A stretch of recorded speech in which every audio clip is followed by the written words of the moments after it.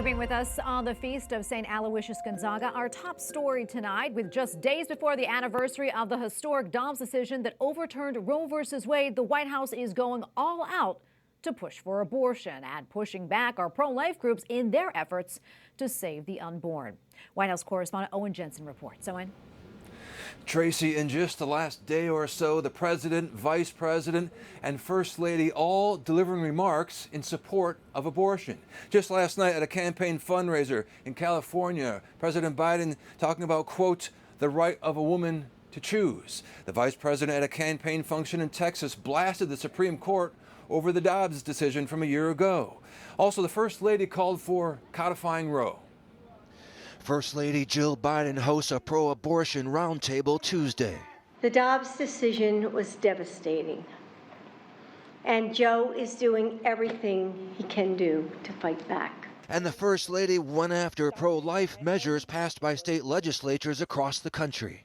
Today, 18 states have abortion bans in effect, and the consequences of these bans go far beyond the right to choose. But SBA Pro-Life America warns the Biden administration is the most extreme administration that's ever been in place on the issue of abortion. And if you think the White House is just going to accept the High Court's decision of 1 year ago, the way that his administration has been so extreme on this issue and disregards the lives of unborn children and the health and safety of women, that should be a wake-up call and appall all of us. Meanwhile, the U.S. push to restore relations with China suffers a setback. Secretary of State Antony Blinken met with Chinese leader Xi Jinping on Monday to open the lines of communication.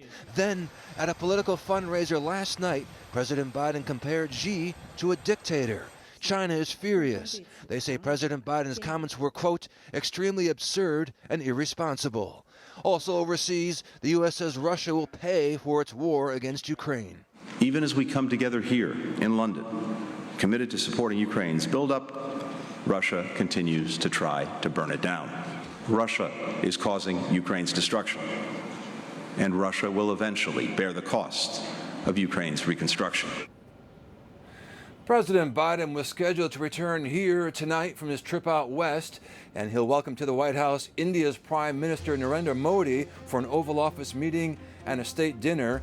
Now, human rights advocates are urging President Biden to press Modi on religious freedom, since Christians and others face persecution in India. At the White House, Owen Jensen, EWTN News Nightly.